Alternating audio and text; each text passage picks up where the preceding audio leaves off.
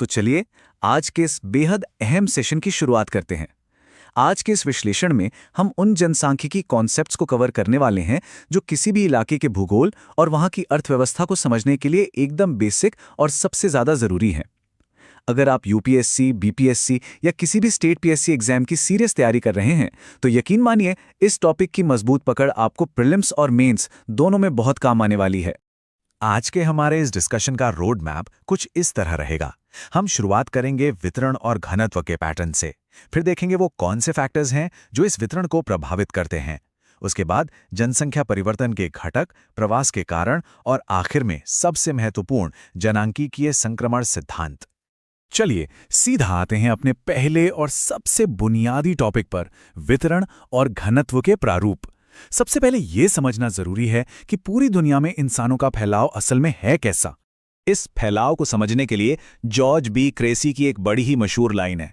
वो कहते थे कि एशिया में बहुत अधिक स्थानों पर कम लोग और कम स्थानों पर बहुत अधिक लोग रहते हैं। सोचने वाली बात है ना। ये एक अकेली लाइन ग्लोबल पॉपुलेशन के असंतुलन को खासकर एशिया के संदर्भ में एकदम सटीक तरीके से समझा देती है। अब जरा इन आंकड़ों पर गौर कीजिए। ये जानकर सच में हैरानी होती है कि दुनिया की लगभग 60% आबादी सिर्फ और सिर्फ 10 देशों में सिमटी हुई है। और टॉप 3 में कौन है? चीन, भारत और अमेरिका। और मजे की बात यह है कि इन टॉप 10 में से 6 देश तो अकेले हमारे एशिया महाद्वीप में ही स्थित हैं। अब देखिए, एग्जाम्स के नजरिए से सिर्फ कुल आबादी जान लेना ही काफी नहीं होता। जनसंख्या घनत्व यानी पॉपुलेशन डेंसिटी का कॉन्सेप्ट बहुत ज्यादा क्रूशियल है। इसे निकालना बहुत आसान है। बस कुल जनसंख्या को कुल क्षेत्रफल से डिवाइड कर दीजिए। इससे हमें जमीन और वहां रहने वाले लोगों के बीच का असली अनुपात पता चल जाता है। और जब हम इसी फॉर्मूले को ग्लोबल लेवल पे अप्लाई करते हैं तो तस्वीर एकदम साफ हो जाती है। आप आसानी से देख सकते हैं कि दक्षिण और पूर्वी एशिया जैसे इलाकों में प्रति वर्ग किलोमीटर 200 से ज्यादा लोग रहते हैं, जबकि ध्रुवों के पास वाले इलाकों में मीलों तक कोई इंसान नजर नहीं आता। ये कंट्रास्ट सच में अमेजिंग है। आगे बढ़ते हैं अपने दूसरे हिस्से की तरफ, जनसंख्या वितरण को प्रभावित करने वाले कारक। अब तक हमने देखा कि लोग कहाँ रहते हैं। अब ये समझेंगे कि आखिर लोग किसी खास जगह पर ही क्यों बसते हैं। इसमें सबसे पहले आते हैं हमारे भौगोलिक कारक। सीधी सी बात है, इंसान वहीं रहेगा जहां पीने का पानी आसानी से मिले और जमीन समतल हो। एकदम कड़कड़ाती ठंड या तपते रेगिस्तान के बजाय एक आरामदायक जलवायु और खेती के लिए उपजाऊ मिट्टी हमेशा से बड़ी आबादी को अपनी तरफ खींचती रही है। नेचर के अलावा कुछ आर्थिक और सामाजिक कारण भी होते हैं जो बिल्कुल एक चुंबक की तरह काम करते हैं। जहां खनिज मिलेंगे वहां माइनिंग होगी, जहां इंडस्ट्रियलाइजेशन होगा वहां नौकरियां मिलेंगी, शहरीकरण की वजह से बेहतर सुविधाएं मिलती हैं, और हां, जहां सामाजिक और राजनीतिक शांति होती है वहां लोग अपने आप बसना पसंद करते हैं। चलिए अब आते हैं तीसरे टॉपिक पर, जनसंख्या परिवर्तन के घटक, यानी वो डेमोग्राफिक फैक्टर्स जो समय के साथ जनसंख्या के आंकड़ों को सच में घटाते या बढ़ाते हैं। इसमें सबसे पहला नाम आता है अशोधित जन्म दर, जिसे हम क्रूड बर्थ रेट भी कहते हैं। आसान भाषा में कहें तो किसी साल विशेष में प्रति 1000 आबादी पर जन्म लेने वाले जीवित बच्चों की संख्या। जनसंख्या के बढ़ने में इसका रोल सबसे डायरेक्ट होता है। और इसके ठीक उलट है अशोधित मृत्यु दर, यानी क्रूड डेथ रेट।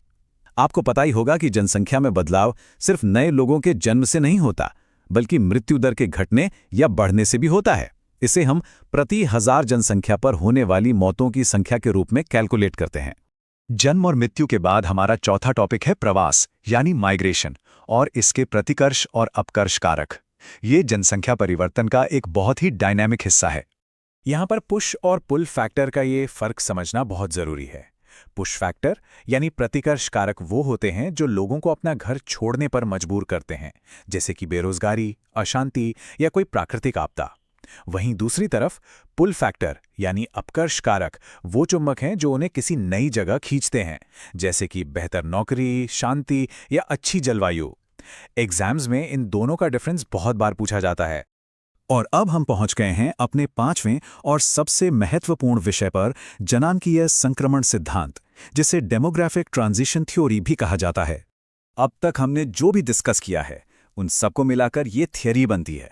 ये एक बेहद पावरफुल मॉडल है जिससे हम किसी भी जगह की फ्यूचर पॉपुलेशन का अंदाजा लगा सकते हैं। ये थियरी हमें बताती है कि कैसे कोई समाज ऐतिहासिक रूप से एक ग्रामीण और खेतीहर अवस्था से आगे बढ़कर एक शहरी और औद्योगिक समाज में बदलता है। अगर इसे स्टेप बाय स्टेप समझें तो पहली अवस्था में जन्म और मृत्यु दर दोनों बहुत ज्यादा होते हैं, इसलिए जनसंख्या स्टेबल रहती है। दूसरी अवस्था में मेडिकल फैसिलिटीज बेहतर होने से मृत्यु दर तो गिर जाती है, लेकिन जन्म दर हाई ही रहती है। यही वो वक्त होता है जब जनसंख्या में अचानक भारी उछाल आता है। और फिर तीसरी अवस्था में आते आते जन्म और मृत्यु दर दोनों गिर के स्टेबल हो जाते हैं। एक इंटरेस्टिंग फैक्ट बताऊं, हमारा भारत अभी इसी संक्रमण के उत्तरार्ध से गुजर रहा है। इस पूरे एनालिसिस को समाप्त करने के लिए थॉमस माल्थस की इस ऐतिहासिक थ्योरी को देखना बहुत जरूरी है। उन्होंने चेतावनी दी थी कि इंसानों की आबादी हमारे संसाधनों से कहीं ज्यादा तेजी से बढ़ती है, और जब ये बैलेंस बिगड़ता है तो अकाल या बीमारी के जरिए प्रकृति खुद अपना संतुलन बना लेती है। ये एक ऐसा कड़वा सच है जो आज भी हमें काफी कुछ सोचने पर मजबूर कर देता है। तो जाते जाते एक बड़ा सवाल आपके लिए छोड़कर जाते हैं। आगे चलकर हमारे विकासशील देश बढ़ती हुई जनसंख्या और सीमित संसाधनों के बीच ये नाजुक बैलेंस कैसे बना पाएंगे? फ्यूचर की पॉलिसी मेकिंग में यही सवाल सबसे अहम होने वाला है। आज के इस विश्लेषण में हम एक ऐसे विषय पर बात करने वाले हैं जो सीधे तौर पर हमारे और आपके भविष्य से जुड़ा है। साल 2025 जनसांख्यिकी यानी डेमोग्राफी के लिहाज से एक बहुत बड़ा ऐतिहासिक मोड़ है। आज हम भूगोल के कुछ बुनियादी सिद्धांतों को हाल ही में आई UNFPA रिपोर्ट के ताज़ा आंकड़ों के साथ जोड़कर देखेंगे और समझेंगे कि जनसंख्या का विज्ञान आज के भारत की असली कहानी कैसे बयां कर रहा है। चर्चा की शुरुआत रैल्फ वॉल्डो एमर्सन की एक बहुत ही मशहूर लाइन से करते हैं। उन्होंने कहा था, सोना नहीं बल्कि केवल पुरुष और महिलाएं ही एक राष्ट्र को महान और सशक्त बना सकते हैं। ये बात बिल्कुल सच है। किसी भी देश की असली संपत्ति उसका पैसा या जमीन नहीं होती, बल्कि वहां के लोग होते हैं। तो चलिए जल्दी से देखते हैं कि आज की चर्चा की रूपरेखा क्या होगी। हम जनसंख्या के वितरण, इसके बदलने के कारणों और जनसांख्यिकीय संक्रमण के सिद्धांतों से शुरुआत करेंगे, और फिर इन सारे सिद्धांतों को भारत पर लागू करते हुए UNFPA 2025 के डेटा, बदलती प्रजनन दरों और जनसांख्यिकीय लाभांश की हकीकत को समझेंगे। शुरुआत करते हैं अपने पहले टॉपिक से, जनसंख्या का वितरण और घनत्व। ये सोचने वाली बात है कि इंसान कुछ खास जगहों पर ही बसना क्यों पसंद करता है, जबकि बाकी जगहें बिल्कुल वीरान रह जाती हैं। असल में दुनिया भर में आबादी कहाँ बसेगी ये कोई इत्तेफाक नहीं है। इसके पीछे पक्के भौगोलिक और आर्थिक नियम काम करते हैं। पानी की उपलब्धता, समतल मैदान और अच्छी जलवायु के कारण ही नदियों के किनारे हमेशा से घनी आबादी रही है। और अगर आज के ज़माने की बात करें तो खनिज भंडार और औद्योगिकरण बड़े चुंबक बन गए हैं जो रोजगार पैदा करते हैं, बिल्कुल जापान के कोबे ओसाका क्षेत्र की तरह। तो अब बढ़ते हैं दूसरे हिस्से की तरफ, जनसंख्या परिवर्तन के घटक। आखिर कोई भी आबादी किन कारणों से बढ़ती या सिकुड़ती है? अगर हम माइग्रेशन यानी प्रवास को थोड़ी देर के लिए किनारे रख दें तो किसी भी समाज की जनसंख्या में जो बुनियादी बदलाव होता है उसे जनसंख्या की प्राकृतिक वृद्धि कहते हैं।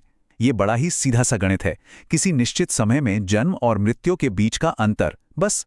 लेकिन लोग अपना घर बार छोड़कर दूसरी जगह जाते क्यों हैं? इसके पीछे मुख्य रूप से दो ताकतें काम करती हैं, पुश फैक्टर और पुल फैक्टर। बेरोजगारी, खराब हालात, राजनीतिक उथल-पुथल या कोई महामारी लोगों को अपनी जगह छोड़ने पर मजबूर कर देती है, जिसे हम पुश फैक्टर कहते हैं। वहीं दूसरी तरफ बेहतर नौकरी, शांति और अच्छे जीवन स्तर की उम्मीद उन्हें नई जगहों की तरफ खींचती हैं, और ये होते हैं पुल फैक्टर। चलिए अब एक बड़े ही अहम वैज्ञानिक सिद्धांत को समझते हैं, जनसांख्यिकीय संक्रमण सिद्धांत यानी डेमोग्राफिक ट्रांजिशन थ्योरी। ये जो ग्राफ है ना, ये देखने में भले ही एक आम चार्ट लगे, लेकिन असल में ये किसी भी समाज के विकास की पूरी कहानी बयां करता है। ये दिखाता है कि कैसे एक समाज खेतीबाड़ी और उच्च जन्म दर वाले चरण से निकलकर एक औद्योगिक और निम्न जन्म दर वाले समाज में तब्दील हो जाता है। इसे 3 बहुत ही आसान स्टेप्स में समझा जा सकता है। पहले स्टेज में जन्म और मृत्यु दर दोनों बहुत ज्यादा होते हैं, इसलिए आबादी धीरे धीरे बढ़ती है। फिर आता है दूसरा स्टेज, जहां बेहतर स्वास्थ्य सुविधाओं की वजह से मृत्यु दर तो तेजी से गिर जाते हैं, लेकिन जन्म दर ज्यादा ही रहती है। बस यहीं पर जनसंख्या का सबसे बड़ा धमाका होता है। और अंत में तीसरे स्टेज में जन्म और मृत्यु दर दोनों कम हो जाते हैं, जिससे आबादी एक तरह से स्थिर हो जाती है।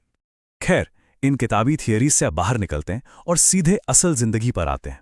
चलिए देखते हैं कि यूएनएफपीए की 2025 की रिपोर्ट के हिसाब से ये सारे सिद्धांत आज के भारत पर कैसे लागू होते हैं। और यहां सामने आता है वो सबसे बड़ा नंबर 1.46 बिलियन, यानी करीब 146 करोड़ 39 लाख। अप्रैल 2025 तक भारत की अनुमानित जनसंख्या यही है। यह हमें दुनिया का सबसे अधिक आबादी वाला देश बनाता है। लेकिन इस भारी भरकम जनसंख्या के पीछे एक बिल्कुल अलग ही कहानी चल रही है। बदलती हुई फर्टिलिटी रेट्स या प्रजनन दरें हमें बताती हैं कि भारत इस वक्त संक्रमण मॉडल के किस हिस्से में है और इस फर्टिलिटी क्राइसिस का असल मतलब क्या है।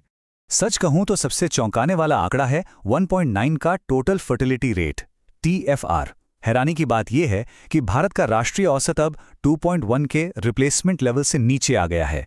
2.1 वो जादुई नंबर होता है जहां माता पिता अपने पीछे 2 बच्चे छोड़कर आबादी को स्थिर रखते हैं। 1.9 का सीधा सा मतलब है कि समाज अब खुद को पूरी तरह से रिप्लेस नहीं कर रहा है। लेकिन रुकिए, ये 1.9 तो पूरे देश का औसत है। असली हकीकत तो राज्यों के स्तर पर देखने को मिलती है। एक तरफ राष्ट्रीय औसत 1.9 है, तो वहीं बिहार की प्रजनन दर 3.0 और मेघालय की 2.9 है। शिक्षा और हेल्थ केयर में फर्क होने की वजह से ज्यादा प्रजनन वाले राज्य उन राज्यों के मुकाबले एक बिल्कुल अलग ही दुनिया में जी रहे हैं जहां प्रजनन दर कम हो चुकी है। अब सवाल उठता है कि ये गिरावट आ क्यों रही है। रिपोर्ट बिल्कुल साफ तौर पर उन रोजमर्रा की मजबूरियों को सामने रखती है जो लोगों को परिवार बढ़ाने से रोक रही हैं। 40% मामलों में सबसे बड़ी रुकावट पैसों की तंगी है। इसके अलावा 22% के लिए घर की समस्या, 21% के लिए नौकरी जाने का डर और बच्चों की देखभाल जैसी चिंताएं लोगों के फैसलों पर बहुत भारी पड़ रही हैं। ये सारी बातें हमें हमारे विश्लेषण के सबसे अहम हिस्से तक ले जाती हैं, डेमोग्राफिक डिविडेंड, यानी जनसांख्यिकीय लाभांश और उससे जुड़ी चुनौतियां। भारत का सबसे बड़ा एडवांटेज इस वक्त हमारी उम्र की बनावट में छिपा है। जरा सोचिए, वर्तमान में हमारी आबादी का एक अविश्वसनीय 68% हिस्सा 15 से 64 वर्ष के कामकाजी आयु वर्ग में है। बच्चे 24% हैं और वरिष्ठ नागरिक केवल 7% हैं। इसका मतलब है कि हमारे पास देश की इकोनॉमी को रॉकेट की तरह ऊपर ले जाने के लिए युवाओं की एक बहुत बड़ी फौज मौजूद है। तो इन हालात में करना क्या चाहिए? यूएनएफपीए के सुझाव बिल्कुल स्पष्ट हैं। उनका कहना है कि अब हमें जनसंख्या नियंत्रण के बजाय लोगों के प्रजनन अधिकारों को प्राथमिकता देनी चाहिए। सबको अच्छी मैटरनल केयर मिले और घर या नौकरी जैसी बुनियादी मुश्किलें दूर की जाएं, यही इस वक्त की सबसे बड़ी जरूरत है। तो इन सारे आंकड़ों और हकीकतों को देखने के बाद एक बहुत ही गंभीर सवाल हमारे सामने खड़ा होता है। क्या भारत अपने इस युवा आबादी वाले फायदे का पूरी तरह से इस्तेमाल करने से पहले ही बूढ़ा हो जाएगा? क्या हमारी नीतियां इतनी तेजी से बदल पाएंगी कि हम इस सुनहरे मौके को हाथ से ना जाने दें? ये वाकई सोचने वाली बात है। आज की इस चर्चा में हमारे साथ जुड़ने के लिए बहुत बहुत धन्यवाद।